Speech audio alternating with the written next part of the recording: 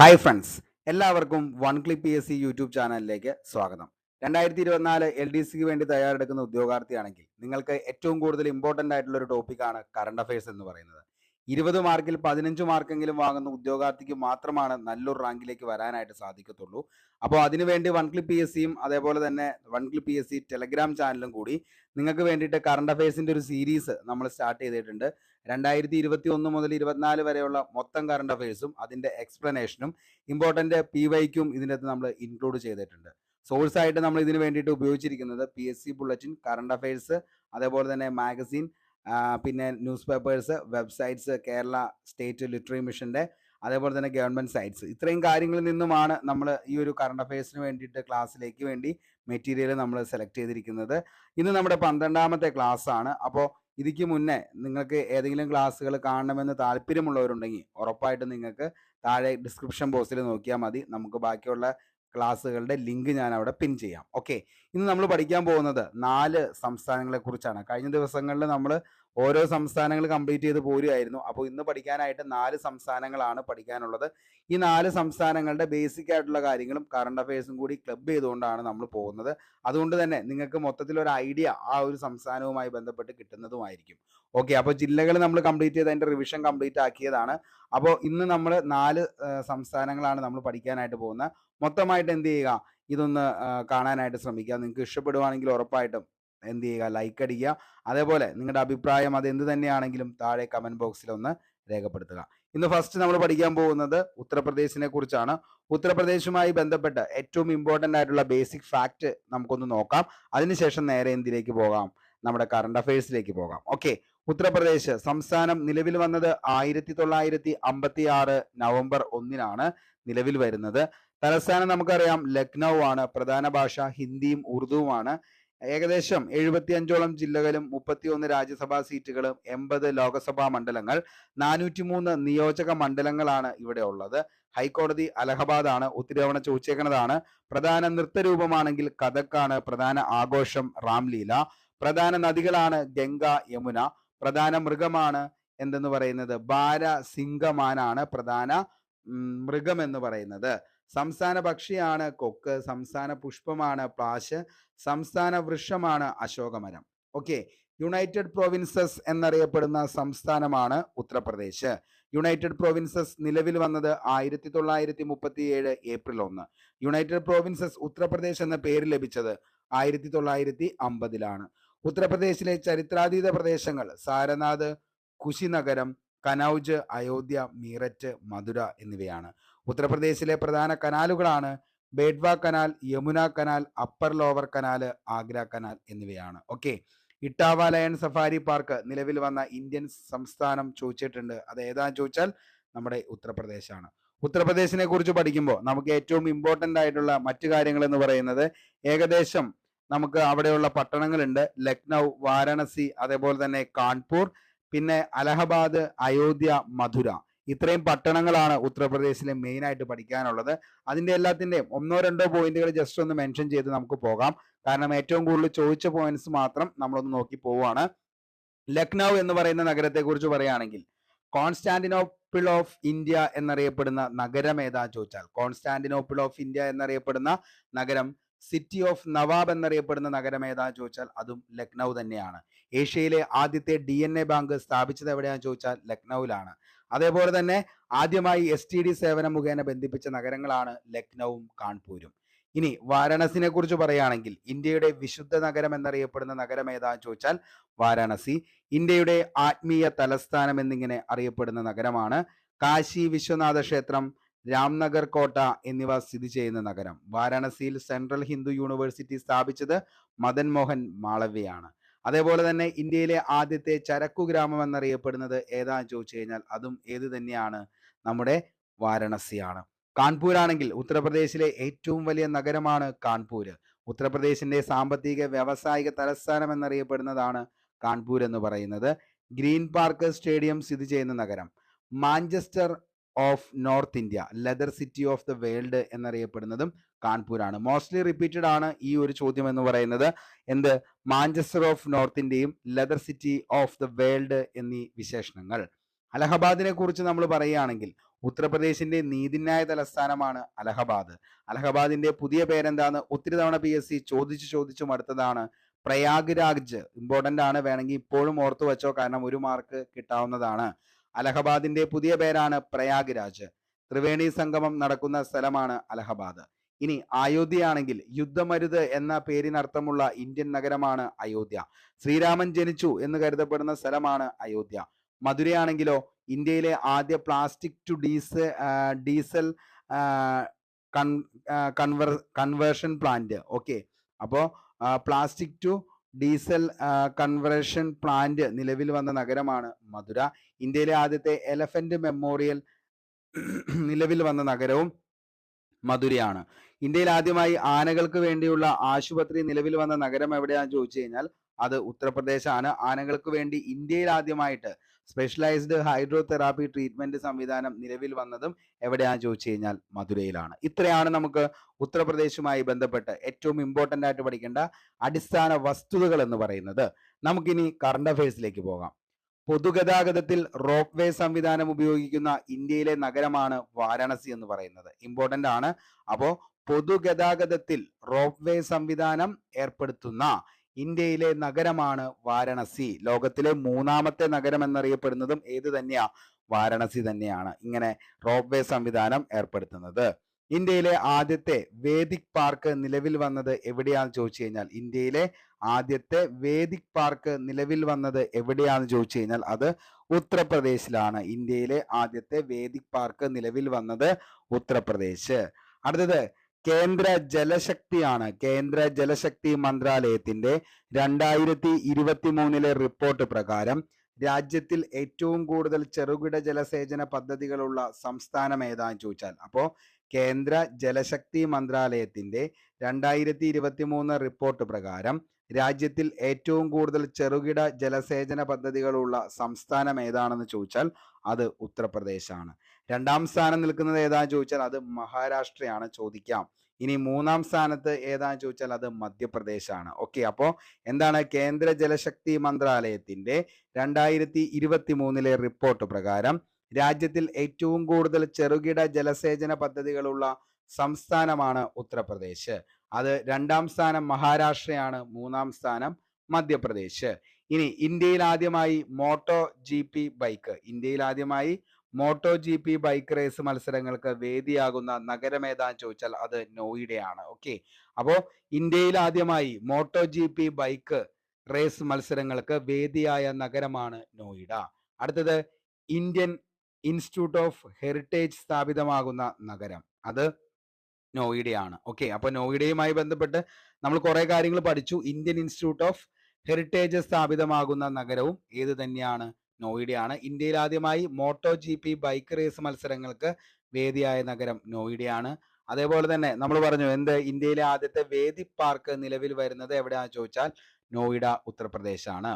രാജ്യത്തെ ആദ്യത്തെ രാത്രി സഫാരി, രാജ്യത്തെ ആദ്യത്തെ രാത്രി സഫാരി പാർക്ക് പ്രവർത്തനം ആരംഭിച്ചത് ഏതാന്ന് ചോദിച്ചാൽ അത് കുക്രൈൽ സുവോളജിക്കൽ പാർക്കാണ്. കുക്രൈൽ സുവോളജിക്കൽ പാർക്ക് ഇമ്പോർട്ടൻ്റ് ആണ്, ഓർത്തു വച്ചോ. രാജ്യത്തെ ആദ്യത്തെ രാത്രി സഫാരി പാർക്ക് പ്രവർത്തനം ആരംഭിച്ചത് കുക്രൈൽ സുവോളജി പാർക്കാണ്. അടുത്തത് നീതി ആയോഗിന്റെ 2023 ബഹുതല ദാരിദ്ര്യ സൂചിക പ്രകാരം ദാരിദ്ര്യമുക്തി ഏറ്റവും മുന്നിലുള്ള സംസ്ഥാനം ഏതാന്ന് ചോദിച്ചാൽ അത് ഏതാണ്? മുക്തിയിൽ ഏറ്റവും മുന്നിലുള്ള സംസ്ഥാനം അത് ഉത്തർപ്രദേശാണ്. ഓക്കെ, അപ്പോൾ നീതി ആയോഗിന്റെ 2023 ബഹുതല ദാരിദ്ര്യ സൂചിക പ്രകാരം ദാരിദ്ര്യമുക്തി ഏറ്റവും മുന്നിലുള്ള സംസ്ഥാനം ഏതാന്ന് ചോദിച്ചാൽ അത് ഏതാണ്? നമ്മുടെ ഉത്തർപ്രദേശാണ്.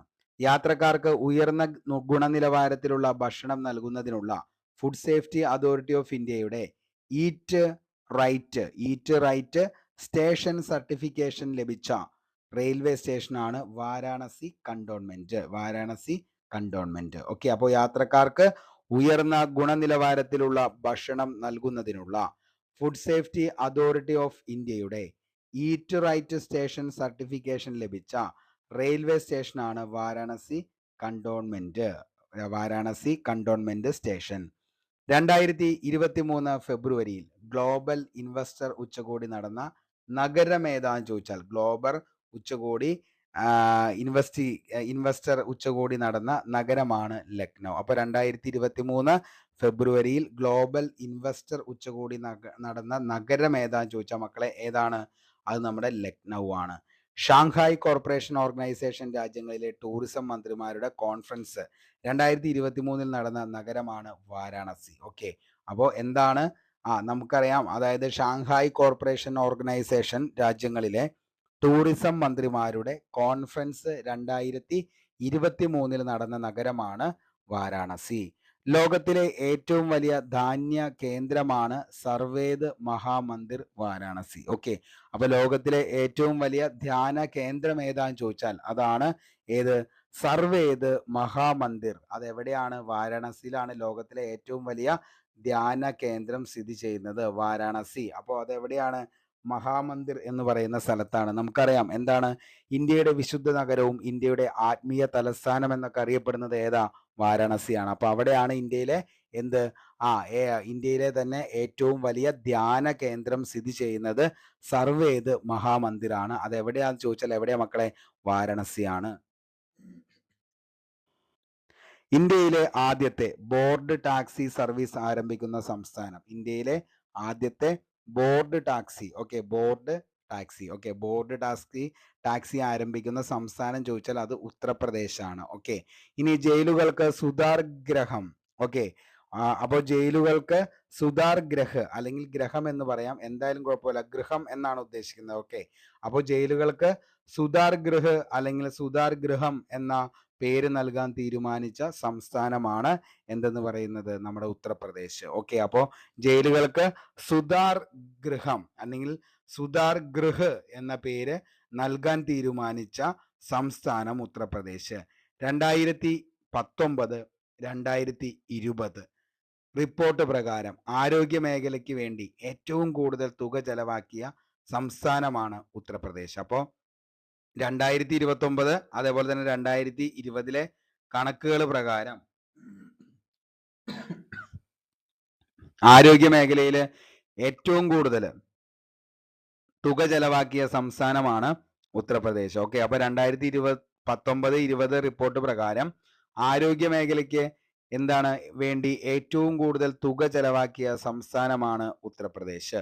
ഉത്തർപ്രദേശിൽ നിലവിൽ വന്ന രണ്ടാമത്തെ എലിഫന്റ് റിസർച്ച് ഏതാന്ന് ചോദിച്ചു കഴിഞ്ഞാൽ എലിഫന്റ് റിസർച്ച്. അപ്പോൾ ഉത്തർപ്രദേശിൽ നിലവിൽ വന്ന എന്താണ് ഏറ്റവും വലിയ എലിഫന്റ് റിസർച്ച് ആണ് Terai elephant research. Okay, Terai elephant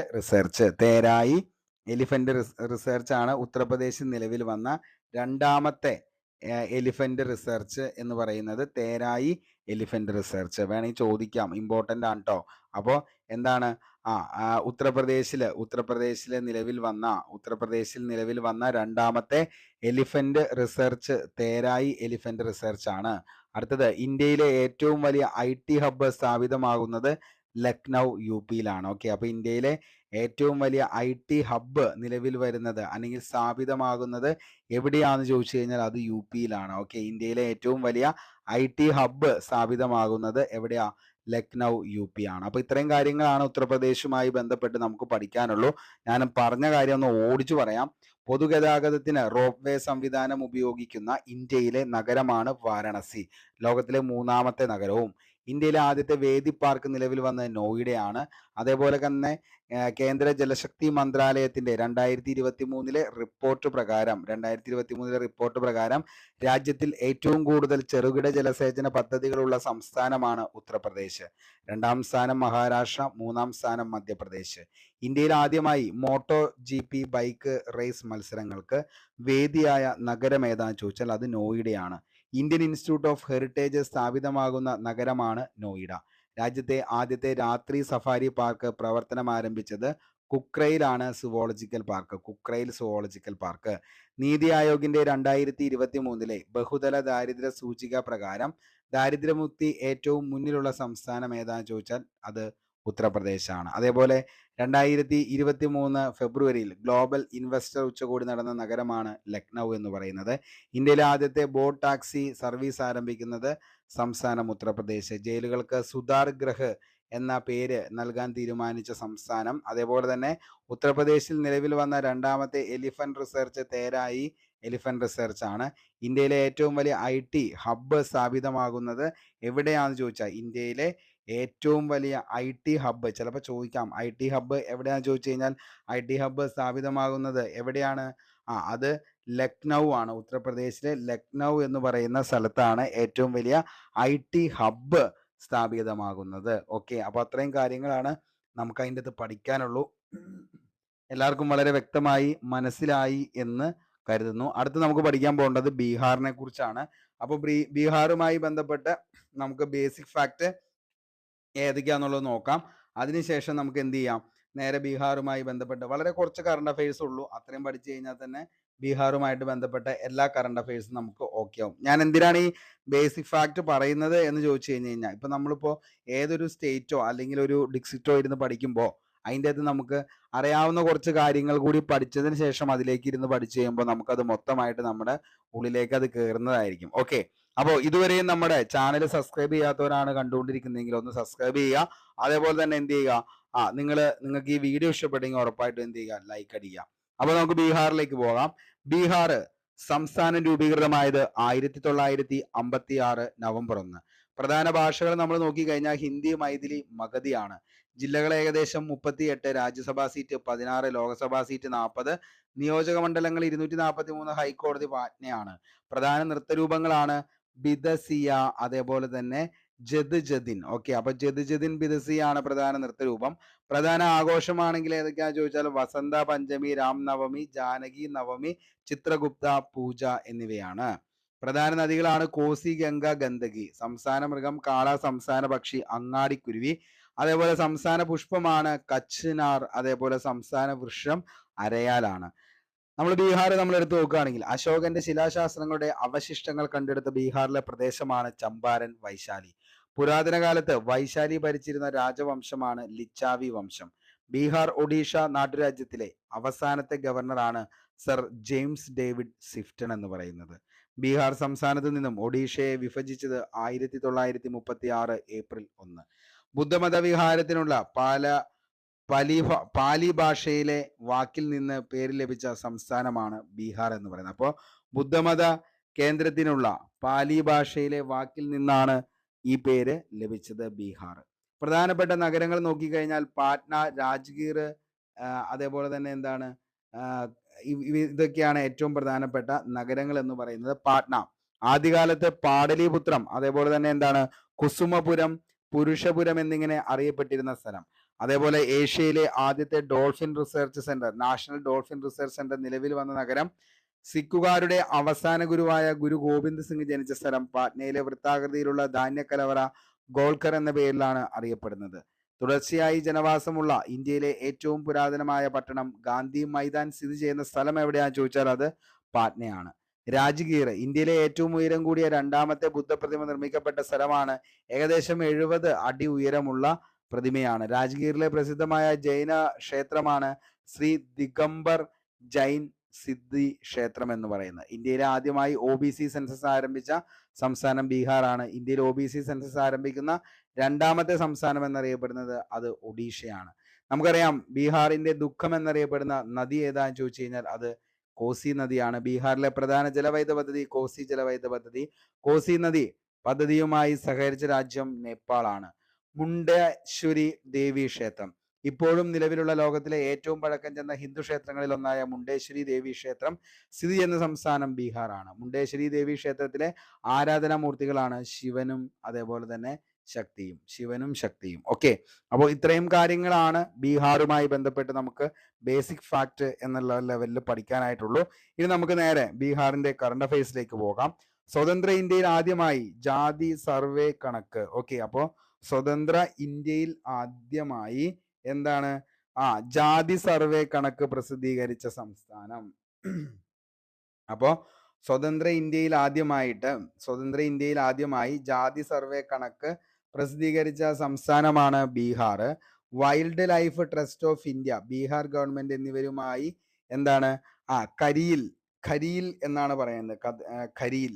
okay, അതായത് മുതലവർഗത്തിൽപ്പെട്ട ഒരു ജീവിയാണ്. സംരക്ഷണത്തിനായി കരാർ ഒപ്പുവെച്ച മൃഗശാലയാണ് ലോസ് ഏഞ്ചൽസ് മൃഗശാല. ഓക്കെ, അപ്പോൾ എന്താണ് ഖരിയൽ എന്ന് പറയുന്ന ഒരു ജീവിയുടെ എന്താണ് സംരക്ഷണത്തിന് വേണ്ടി ഒപ്പുവെച്ചത് ബീഹാർ ഗവൺമെന്റ് ഏത് മൃഗശാലയുമായിട്ടാണെന്ന് ചോദിച്ചു കഴിഞ്ഞാൽ അത് ഏതാണ്?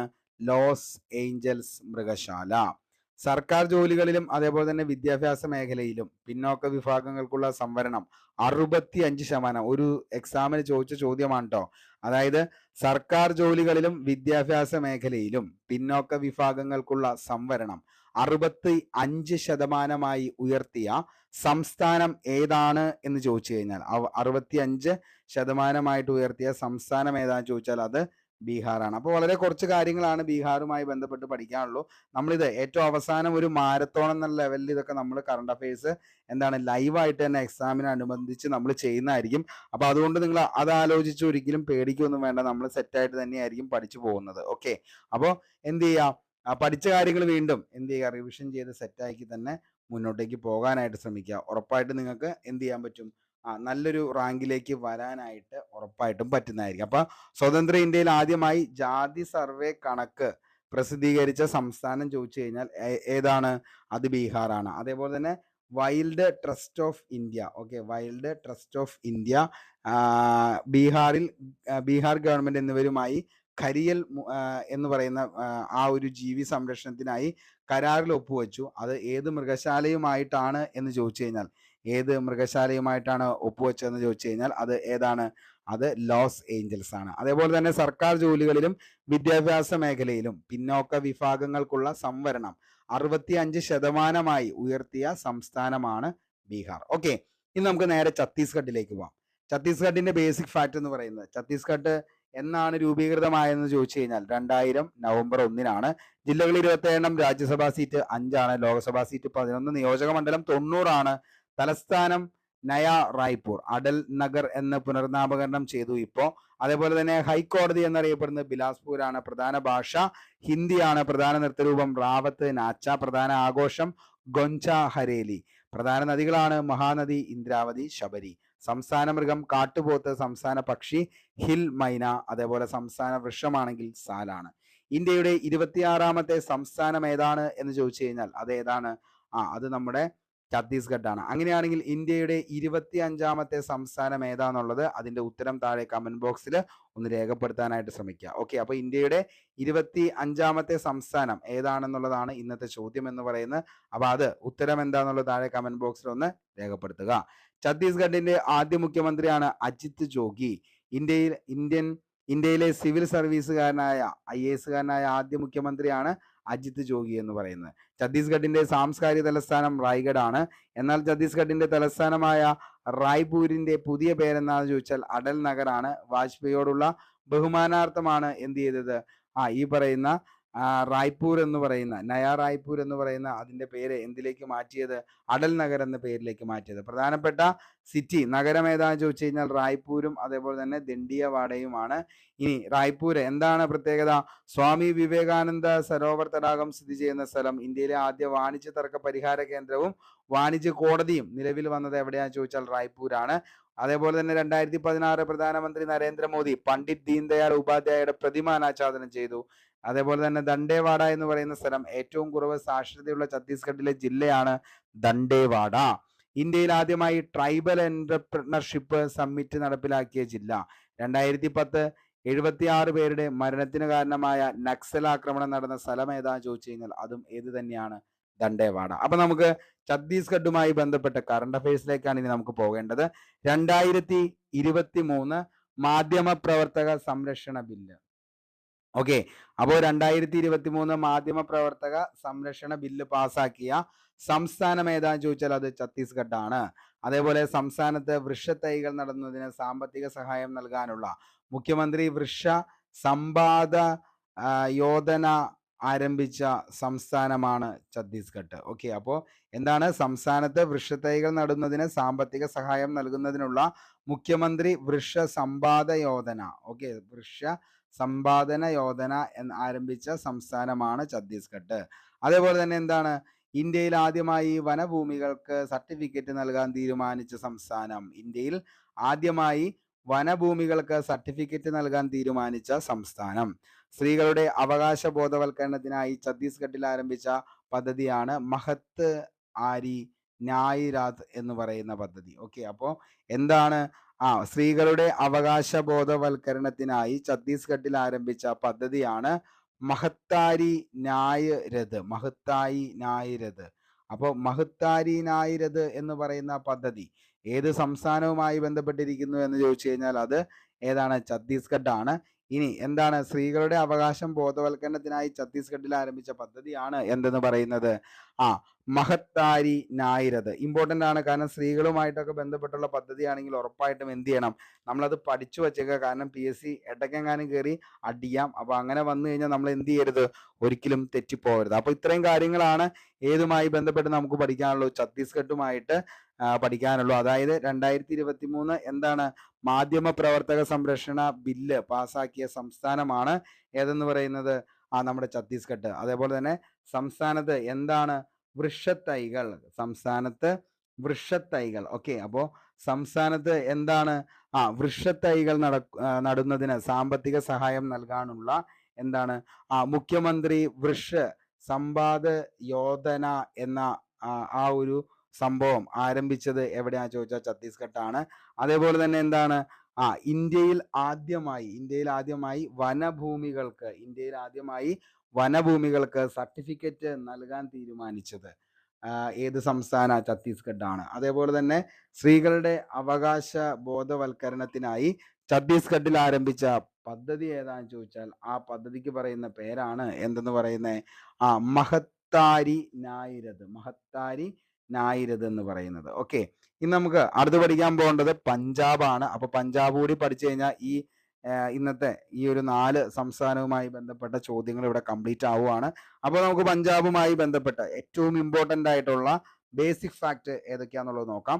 പഞ്ചാബ് രൂപീകൃതമായത് 1956 നവംബർ 1. തലസ്ഥാനം ചണ്ഡീഗഡാണ്. പ്രധാന ഭാഷ പഞ്ചാബി. ജില്ലകൾ 23, രാജ്യസഭാ സീറ്റ് 7, ലോക്സഭാ സീറ്റ് ആണെങ്കിൽ 13 ആണ്. നിയോജക മണ്ഡലങ്ങളാണെങ്കിൽ 117, ഹൈക്കോടതി ചണ്ഡീഗഡ്. പ്രധാന ആഘോഷങ്ങളാണ് ലോഹ്രി. പ്രധാന നൃത്തരൂപങ്ങളാണ് ഭാംഗ്ര, ഗിഡ. പ്രധാന നദികളാണ് ബിയാസ്, സത്ലജ്, രവി, ചിനാബ്, ചലം. ഓക്കെ, സംസ്ഥാന മൃഗമാണ് ബ്ലാക്ക് ബഗ്. സംസ്ഥാന പക്ഷിയാണെങ്കിൽ നോർത്തേൺ ഗോഷ്വാക്ക്. സംസ്ഥാന വൃക്ഷമാണെങ്കിൽ ഷിഷാമാണ്. ഓക്കെ, ഇത്രയാണ് പഞ്ചാബുമായി ബന്ധപ്പെട്ട് ഒറ്റ നോട്ടത്തിൽ നമുക്ക് നോക്കേണ്ടത്. അതിനുശേഷം നമ്മൾ നോക്കുകയാണെങ്കിൽ ഏറ്റവും ഇമ്പോർട്ടൻ്റ് ആയിട്ടുള്ള കാര്യങ്ങൾ 1966 പഞ്ചാബ് സംസ്ഥാനം വിഭജിച്ച് രൂപീകരിച്ച സംസ്ഥാനങ്ങളായിരുന്നു ഹരിയാനയും ഹിമാചൽ പ്രദേശും. പഞ്ചാബിന്റെയും ഹരിയാനയുടെയും പൊതു തലസ്ഥാനം എന്നറിയപ്പെടുന്നത് മോസ്റ്റ്ലി റിപ്പീറ്റഡ് ആണ് ചണ്ഡീഗഡാണ്. ചണ്ഡീഗഡ് നഗരം നിർമ്മിച്ച ഫ്രഞ്ച് ശില്പി ആരാന്ന് ചോദിച്ചാൽ ലേ കോർബൂസിയർ ആണ്. പഞ്ചാബി ഭാഷയുടെ ലിപി ഏതാന്ന് ചോദിച്ചാൽ അത് ഗുരുമുഖി ലിപിയാണ്. പഞ്ചാബികളുടെ പ്രശസ്തമായ ആരാധന അല്ലെങ്കിൽ ആയോധന കല ഏതാന്ന് ചോദിച്ചാൽ അത് ഗാഡ്കയാണ്. ഇമ്പോർട്ടൻ്റ് ആണ്. പഞ്ചാബികളുടെ പ്രശസ്തമായ ആയോധന കലയാണ് ഗാഡ്ക. പഞ്ചാബിലെ വിളവെടുപ്പ് ഉത്സവം അറിയപ്പെടുന്ന പേരാണ് ലോഹ്രി എന്ന്. ലോഹ്രി ഒത്തിരി തവണ ചോദിച്ചാണ്. ലോഹ്രി വിളവെടുപ്പ് ഉത്സവം താഴെ പറയുന്നവയിൽ ഏതു സംസ്ഥാനവുമായി ബന്ധപ്പെട്ടിരിക്കുന്നു എന്ന് ചോദിച്ചു കഴിഞ്ഞാൽ മക്കളെ അത് പഞ്ചാബാണ്. പ്രധാനപ്പെട്ട നഗരങ്ങൾ ഏതൊക്കെയാണെന്ന് ചോദിച്ചാൽ ജലന്ധർ, പട്യാല, ലുധിയാന. അതേപോലെ തന്നെ പിന്നെ ഏതാണ്? ലുധിയാന, അതേപോലെ അമൃത്സർ, കപൂർത്തല എന്നിവയാണ് പ്രധാനപ്പെട്ട നഗരങ്ങൾ എന്ന് പറയുന്നത്. നമുക്കറിയാം, അതായത് ജലന്ധർ എന്ന് പറഞ്ഞാൽ ചണ്ഡീഗഡ് നഗരം നിർമ്മിക്കുന്നത് വരെ സ്വതന്ത്ര ഇന്ത്യയിൽ പഞ്ചാബിന്റെ തലസ്ഥാനമായിരുന്നത് ജലന്ധർ ആയിരുന്നു. അതായത് മഹാഭാരത കാലഘട്ടത്തിൽ പ്രസ്ഥാല എന്നറിയപ്പെട്ട പ്രദേശമാണ് ജലന്ധർ എന്ന് പറയുന്നത്. സ്പോർട്സ് ഉപകരണങ്ങളുടെ നിർമ്മാണത്തിന് പ്രസിദ്ധമായ സ്ഥലം. അതാണ് ഏറ്റവും കൂടുതൽ PSC ചോദിച്ചേക്കണ ജലന്ധറുമായി ബന്ധപ്പെട്ട്. പട്യാലയിലേക്ക് നമ്മൾ നോക്കുകയാണെങ്കിൽ ഇന്ത്യയിലെ ആദ്യ കായിക മ്യൂസിയം സ്ഥാപിതമായത് പട്യാലയാണ്. ഇന്ത്യൻ സ്പോർട്സിന്റെ മെക്ക എന്നറിയപ്പെടുന്ന സ്ഥലമാണ്. Netaji Subhash Chandrabose national institute of sports സ്ഥിതി ചെയ്യുന്നത് പട്യാലയാണ്. Rajeev Gandhi national university of law സ്ഥിതി ചെയ്യുന്ന സ്ഥലമാണ് പട്യാല. അതേപോലെ തന്നെ എന്താണ്? ലുധിയാന ഇമ്പോർട്ടൻ്റ് ആണ്. പഞ്ചാബിലെ ഏറ്റവും വലിയ നഗരം ഏതാന്ന് ചോദിച്ചാൽ മക്കളെ അത് ലുധിയാനയാണ്. ഇന്ത്യയുടെ സൈക്കിൾ നഗരം എന്നറിയപ്പെടുന്നത് ലുധിയാനയാണ്. സ്വച്ഛ് ഭാരത് മിഷന്റെ ഫലമായി ലുധിയാനയിൽ ആരംഭിച്ച പദ്ധതിയാണ് സെൽഫി വിത്ത് മൈ ശൗചാലയ എന്ന് പറയുന്ന പദ്ധതി. ആരംഭിച്ചത് എവിടെയാന്ന് ചോദിച്ചാൽ പഞ്ചാബാണ്. പഞ്ചാബിൽ എവിടെയാന്ന് ചോദിച്ചാൽ മക്കളെ ലുധിയാനയാണ്. ഇമ്പോർട്ടൻ്റ് ആണ്. അമൃത്സർ സോളാർ സിറ്റി എത്ര തവണ PSC ചോദിച്ചെന്ന് PSCക്ക് പോലും അറിയില്ല. അത്രത്തോളം ഇമ്പോർട്ടൻ്റ് ആയിട്ടുള്ള ഒരു പോയിന്റ് ആണ് ഏതെന്ന് പറയുന്നത് അമൃത്സർ എന്ന് പറയുന്നത് സോളാർ സിറ്റി. ഓക്കെ, ഇനി അമൃത്സർ പട്ടണം നിർമ്മിച്ച സിഖ് ഗുരു ആരാന്ന് ചോദിച്ചാൽ രാംദാസ് ആണ് മോസ്റ്റ്ലി റിപ്പീറ്റഡ്. അമൃത്സർ പട്ടണം നിർമ്മിക്കാൻ സ്ഥലം നൽകിയ മുഗൾ രാജാവാണ് അക്ബർ എന്ന് പറയുന്നത്. ഇന്ത്യയിൽ ആദ്യമായി അന്ധവിദ്യാലയം സ്ഥാപിക്കപ്പെട്ട സ്ഥലം, അതേപോലെ ജാലിയൻ വാലാബാഗ് കൂട്ടക്കൊല നടന്ന സ്ഥലം ഏതാണെന്ന് ചോദിച്ചാൽ അതും അമൃത്സർ തന്നെയാണ്. അമൃത് ജ്യോതി സ്ഥിതി ചെയ്യുന്ന ജാലിയൻ വാലാബാഗ് അമൃത്സറിലാണ് സ്ഥിതി ചെയ്യുന്നത്. അപ്പോൾ ഇത്രയും കാര്യങ്ങൾ. ഇനി കപൂർത്തല, കൊട്ടാരങ്ങളുടെയും ഉദ്യാനങ്ങളുടെയും നഗരം, ഇന്ത്യയിലെ ആദ്യത്തെ കാലാവസ്ഥ വ്യതിയാന തിയേറ്റർ ആരംഭിച്ച സ്ഥലം, ജ്ഞാനപീഠ പുരസ്കാരത്തിന് അർഹരായ ആദ്യ പഞ്ചാബി സാഹിത്യ പ്രതിഭയാണ് അമൃത പ്രീതം എന്ന് പറയുന്നത്. ഇത്രയും കാര്യങ്ങൾ ഒന്ന് എന്ത് ചെയ്തോ, ഓർത്തു വച്ചോ, ഒരു മാർക്ക് അവിടെ കിട്ടുന്നതായിരിക്കും. ഇനി ഒരു കാര്യം കൂടി നോക്കിയാൽ മതി. ഏഷ്യയുടെ ബെർലിൻ മതിൽ എന്നറിയപ്പെടുന്നത് വാഗ അതിർത്തിയാണ്. രാഷ്ട്രീയ പ്രാധാന്യമുള്ള വാഗ അതിർത്തി സ്ഥിതി ചെയ്യുന്ന സംസ്ഥാനം ഒരിക്കൽ PSC ചോദിച്ചു, അത് പഞ്ചാബാണ്. പുരാതന ഗ്രാൻഡ് ട്രങ്ക് റോഡിന്റെ ഭാഗമാണ് വാഗ അതിർത്തി എന്ന് പറയുന്നത്. വാഗ അതിർത്തിയിൽ നടക്കുന്ന ബീറ്റിംഗ് റിട്രീറ്റ് ബോർഡർ സെറിമണിയിൽ ഇന്ത്യയിൽ ഭാഗത്ത് നേതൃത്വം നൽകുന്ന അർദ്ധ സൈനിക വിഭാഗമാണ് ബോർഡർ സെക്യൂരിറ്റി ഫോഴ്സ് അല്ലെങ്കിൽ BSF. വാഗ അതിർത്തിയിൽ ബീറ്റിംഗ് റിട്രീറ്റൽ ബോർഡർ സെറിമണി ആരംഭിച്ചത് 1959-ലുമാണ്. പാകിസ്ഥാൻ ഭാഗത്ത് ബീറ്റിംഗ് റിട്രീറ്റൽ ബോർഡർ സെറിമണിക്ക് നേതൃത്വം നൽകുന്നത് പാകിസ്ഥാൻ റേഞ്ചേഴ്സുമാണ്. ഇത്രയും കാര്യങ്ങൾ ഒന്ന് ഓർത്തു വെച്ചോ. നമുക്ക് നേരെ പഞ്ചാബിലെ കറണ്ട് അഫയേഴ്സിലേക്ക് പോകാം. അതായത് ഒന്നാം തലസ്ഥാനം ലഭിച്ച, അതായത് രാജ്യത്തെ പഞ്ചാബ്. അപ്പൊ പഞ്ചാബിന്റെ എന്താണ് ഏറ്റവും വലിയ പ്രത്യേകത എന്ന് പറയുന്നത്? ഒന്നാം സ്ഥാനം ലഭിച്ച സംസ്ഥാനം രാജ്യത്തെ ഡിജിറ്റൽ പഠന രീതിയിൽ. അപ്പോൾ രാജ്യത്തെ ഡിജിറ്റൽ പഠന രീതിയിൽ ഒന്നാം സ്ഥാനം ലഭിച്ച സംസ്ഥാനമാണ് പഞ്ചാബ്. അപ്പോൾ രാജ്യത്തെ എന്താണ് ഡിജിറ്റൽ പഠന രീതിയിൽ, ഡിജിറ്റൽ സ്റ്റഡി എന്ന് പറയുന്നത് ഫസ്റ്റ് ആരാന്ന് ചോദിച്ചു കഴിഞ്ഞാൽ അത് ഡിജിറ്റൽ സ്റ്റഡി എന്ന് പറയുന്നത് ഏത് സംസ്ഥാനമാണ്? ഡിജിറ്റൽ സ്റ്റഡിയിൽ അതായത് രാജ്യത്തെ ഡിജിറ്റൽ സ്റ്റഡിയിൽ ഒന്നാം സ്ഥാനം ലഭിച്ച സംസ്ഥാനം ഏതാണ് എന്ന് ചോദിച്ചു കഴിഞ്ഞാൽ അത് പഞ്ചാബാണ്. ഡിജിറ്റൽ സ്റ്റഡിയിൽ ഒന്നാം സ്ഥാനം ലഭിച്ച സംസ്ഥാനമാണ് പഞ്ചാബ്. രണ്ടാം സ്ഥാനം ലഭിച്ചത് നമ്മുടെ സ്വന്തം കേരളമാണ്. ജനങ്ങൾക്ക് സൗജന്യ യോഗ ക്ലാസുകൾ നൽകുന്ന CMD യോഗശാല എന്ന് പറയുന്ന പരിപാടി ആരംഭിച്ച സംസ്ഥാനമാണ് പഞ്ചാബ് എന്ന് പറയുന്നത്. ഇമ്പോർട്ടൻ്റ് ആണ്. അപ്പോൾ ജനങ്ങൾക്ക് സൗജന്യ യോഗ ക്ലാസുകൾ നൽകുന്ന CMD യോഗശാല പരിപാടി ആരംഭിച്ച സംസ്ഥാനം ഏതാണെന്ന് ചോദിച്ചു കഴിഞ്ഞാൽ അതേതാണ്? പഞ്ചാബ്. അപ്പോൾ ഇന്നത്തെ രണ്ടാമത്തെ ചോദ്യമാണ്. അപ്പോൾ നമ്മുടെ യോഗാ ദിനമായിട്ട് നമ്മൾ ആചരിക്കുന്നത് ഏത് ദിവസമാണ് എന്നുള്ളത് താഴെ കമന്റ് ബോക്സിൽ ഒന്ന് രേഖപ്പെടുത്തുക. ജൂൺ മാസമാണ്. ജൂൺ മാസത്തിലെ ഒരു ദിവസമാണ് നമ്മൾ എന്തായിട്ട് ആചരിക്കുന്നത്? യോഗാ ദിനമായിട്ട് ആചരിക്കുന്നത്. അപ്പോൾ അത് ഏതാന്നുള്ളത് താഴെ കമന്റ് ബോക്സിൽ എന്ത് ചെയ്യുക? നിങ്ങളുടെ അഭിപ്രായം അല്ലെങ്കിൽ നിങ്ങളുടെ ഉത്തരം എന്താണെന്നുള്ളതൊന്ന് കമന്റ് ചെയ്യാനായിട്ട് ശ്രമിക്കുക. അടുത്ത 2023 മയക്കുമരുന്ന് കച്ചവടക്കാരുമായി ബന്ധപ്പെട്ട വീടുകൾ, സ്ഥലങ്ങൾ എന്നിവ റെയ്ഡ് ചെയ്യാൻ OP ക്ലീൻ എന്ന ഓപ്പറേഷൻ നടത്തിയ സംസ്ഥാനം OP ക്ലീൻ. അപ്പൊ എന്താണ് ഈ OP ക്ലീൻ എന്ന് വെച്ച് കഴിഞ്ഞാൽ? മറ്റൊന്നുമല്ല, അതായത് എന്താണ്? 2023 മയക്കുമരുന്ന് കച്ചവടക്കാരുമായി ബന്ധപ്പെട്ട വീടുകള്, സ്ഥലങ്ങള് എന്നിവ റെയ്ഡ് ചെയ്യാനായിട്ട് ഒരു ഓപ്പറേഷൻ നടത്തി. ആ ഓപ്പറേഷന്റെ പേരായിരുന്നു എന്തെന്ന് പറയുന്നത്? OP clean. അടുത്തത് സർവകലാശാലകളുടെ ചാൻസലർ സ്ഥാനത്തു നിന്ന് ഗവർണറെ നീക്കം ചെയ്യുന്ന ബില്ല് 2023 അവതരിപ്പിച്ച ഇന്ത്യൻ സംസ്ഥാനം. ഓർത്തുവച്ചോ, ഒരു മാർക്കാണ്. എന്താണ്? സർവകലാശാലകളുടെ ചാൻസലർ സ്ഥാനത്തു നിന്ന് ഗവർണറെ നീക്കം ചെയ്യുന്ന ബില്ല് 2023 അവതരിപ്പിച്ച ഇന്ത്യൻ സംസ്ഥാനം ഏതാന്ന് ചോദിച്ചാൽ അത് പഞ്ചാബാണ്. അപ്പൊ സർവകലാശാലകളുടെ ചാൻസലർ സ്ഥാനത്തു നിന്ന് ഗവർണറെ നീക്കം ചെയ്യുന്ന ബില്ല് 2023 അവതരിപ്പിച്ച ഇന്ത്യൻ സംസ്ഥാനമാണ് ഏത്? പഞ്ചാബ്. ഇനി കേന്ദ്രഭരണ പ്രദേശമായ ചണ്ഡീഗഡ് തങ്ങളുടെ ഭാഗമാകണമെന്ന് ആവശ്യപ്പെട്ട് നിയമസഭ പ്രമേയം പാസാക്കിയ സംസ്ഥാനമാണ് പഞ്ചാബ് എന്ന് പറയുന്നത്. അപ്പോൾ കേന്ദ്രഭരണ പ്രദേശമായ ഏത്? ചണ്ഡീഗഡ് തങ്ങളുടെ ഭാഗമാണെന്ന് ആവശ്യപ്പെട്ട് നിയമസഭാ പ്രമേയം പാസാക്കിയ സംസ്ഥാനം ഏതാന്ന് ചോദിച്ചു കഴിഞ്ഞാൽ അത് ഏതാണ്? നമ്മുടെ പഞ്ചാബാണ്. അപ്പൊ പഞ്ചാബുമായി ബന്ധപ്പെട്ട് ഇത്രയും കാര്യങ്ങളുള്ളൂ. പക്ഷെ ഇത് ഇവിടെ കൊണ്ട് നമ്മൾ തീർക്കുന്നില്ല. അവസാനം നമ്മുടെ എക്സാം പോയിന്റ് ഓഫ് വ്യൂവില് നമ്മൾ കണ്ടിന്യൂസ് ആയിട്ട് ഒരു 1-2 മണിക്കൂർ ഈ പറയുന്ന ഓരോ കറണ്ട് അഫയേഴ്സിന്റെയും നമ്മൾ ഫുള്ളായിട്ട് എടുത്ത് അതിൻ്റെ ഹിസ്റ്ററി ഉൾപ്പെടെ നമ്മൾ സെറ്റ് ചെയ്ത് നമ്മൾ എന്ത് ചെയ്യുന്നതായിരിക്കും, ഓരോന്നും വിശകലനം ചെയ്ത് പഠിക്കുന്നതായിരിക്കും. അപ്പോൾ ഒന്നുകൊണ്ടും പേടിക്കേണ്ട, കറണ്ട് അഫയേഴ്സിൽ നിങ്ങൾക്ക് 15 മാർക്കിന് മുകളിലേക്ക് ഉറപ്പായിട്ടും കിട്ടുന്നതായിരിക്കും. അപ്പോൾ എന്ത് ചെയ്യുക, ഓരോന്നും പഠിച്ചതിന് ശേഷം വീണ്ടും വീണ്ടും റിവിഷൻ ചെയ്യുക. ഞാനിതിൻ്റെ എക്സ്പ്ലനേഷൻ ഒത്തിരി ഇടാത്ത എന്താണെന്ന് ചോദിച്ചാൽ വീഡിയോൻ്റെ ലെങ്ത് ഭയങ്കരമായിട്ട് കൂടും. അപ്പോൾ 1 മണിക്കൂർ 1.5 മണിക്കൂറിലേക്കൊക്കെ പോകും. നിങ്ങൾ പറഞ്ഞത് അപ്പോൾ അങ്ങനെയൊക്കെ പറയുമ്പോൾ നമ്മൾ എന്ത് ചെയ്യാനാണ് പറ്റത്തുള്ളൂ, ഒരു ദിവസം ഒരു സംസ്ഥാനമൊക്കെയാണ് നമുക്ക് തീർക്കാനായിട്ട് പറ്റത്തുള്ളൂ. 4 സംസ്ഥാനമൊന്നും ഒരിക്കലും തീർക്കാൻ പറ്റില്ല. കാരണം ഇതിൻ്റെ എക്സ്പ്ലനേഷൻ ഓരോന്നും എടുത്ത് പറഞ്ഞു പോയി കഴിഞ്ഞാൽ ഒരു ക്ലാസ് എന്നൊക്കെ പറയുന്നത് ഏകദേശം 3 മണിക്കൂർ 4 മണിക്കൂറിലേക്കൊക്കെ പോകും. പക്ഷേ ഡീറ്റെയിൽ ആയിരിക്കും. പിന്നെ നിങ്ങൾ അതിൻ്റെ ഒന്നും ഒരിക്കലും മറന്നു പോകത്തില്ല. പക്ഷെ അത്രയൊന്നും നേരെ ഇരുന്ന് കാണാനൊന്നും ആർക്കുമുള്ള ഒരു മനസ്സോ അതേപോലെ തന്നെ അതിനുള്ള സൗകര്യമൊന്നുമില്ല. അപ്പോൾ അതുകൊണ്ട് തന്നെ ആരും അതൊന്നും കാണത്തില്ല. അതുകൊണ്ടാണ് ഞാൻ എന്ത് ചെയ്യുന്നത്, മാക്സിമം വേണ്ട പോയിന്റ്സ് അത് പെട്ടെന്ന് പറഞ്ഞു തീർക്കുന്നത്. ഓക്കെ, അല്ലെങ്കിൽ ഞാനിതെല്ലാം ഓരോന്നും എടുത്ത് എക്സ്പ്ലെയിൻ ചെയ്ത് പോകായിരുന്നു. പക്ഷേ ഭയങ്കരമായിട്ട് ഒരു ദിവസം ഒരു സംസ്ഥാനമൊക്കെയാണ് തീരത്തുള്ളൂ. അതുകൊണ്ട് തന്നെ ബാക്കി നമ്മുടെ പോർഷൻസ് പെൻഡിങ് വരും. അതുകൊണ്ട് ഏറ്റവും ഇമ്പോർട്ടൻ്റ് ആയിട്ടുള്ള കാര്യങ്ങൾ, അതിൻ്റെ ബേസിക് ഫാക്റ്റ് ഒറ്റയടിക്ക് അങ്ങ് തീർത്ത് വിടുകയാണ്. മക്കളെ കിടിലമായിട്ട് തന്നെ പഠിച്ച് മുന്നോട്ടേക്ക് പോവുക. നന്നായിട്ട് പഠിക്കുന്നവർക്ക് വേണ്ടിയിട്ടുള്ളതാണ് സർക്കാർ ജോലി എന്ന് പറയുന്നത്. അപ്പോൾ നിങ്ങളുടെ സ്വപ്നം എന്ന് പറയുന്നത് അത് നിങ്ങൾക്ക് അത് യാഥാർത്ഥ്യമാക്കണമെങ്കിൽ, അല്ലെങ്കിൽ നിങ്ങളുടെ സ്വപ്നം അത് സത്യമാണെങ്കിൽ നിങ്ങൾ അതിനു വേണ്ടി മാക്സിമം എഫേർട്ട് കൊടുക്കുക.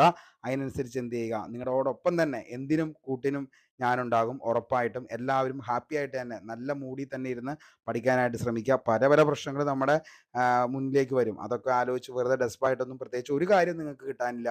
അപ്പോൾ എന്ത് ചെയ്യുക, മറ്റൊന്നും ആലോചിക്കേണ്ട, നേരെ മുന്നോട്ടേക്ക് നന്നായിട്ട് പഠിച്ചു പോവുക. ഓക്കെ, അപ്പോൾ ഇന്നത്തെ ഈ ഒരു വീഡിയോ ഇവിടെ വെച്ച് വൈൻഡപ്പ് ചെയ്യാണ്. അപ്പോൾ വീഡിയോ ഇഷ്ടപ്പെട്ടെങ്കിൽ ഉറപ്പായിട്ടും ലൈക്ക് ചെയ്തേക്കുക. അതേപോലെ തന്നെ എന്ത് ചെയ്യുക, അഭിപ്രായം കമൻറ്റ് ചെയ്യുക. അപ്പോൾ signing off, Arun Kombanadan. Thank you.